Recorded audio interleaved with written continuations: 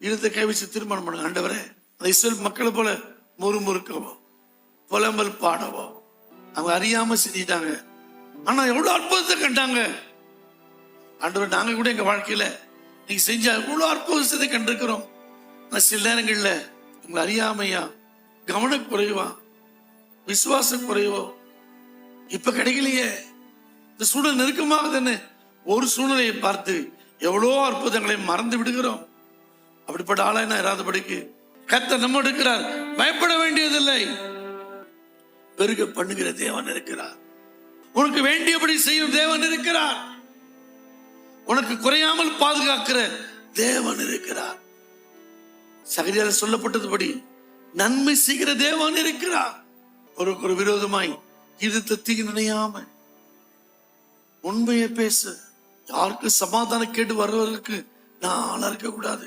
பொய்யும் பேசாத, பொய் ஆணிடாத. அவர் எப்படிப்பட்ட தேவன்?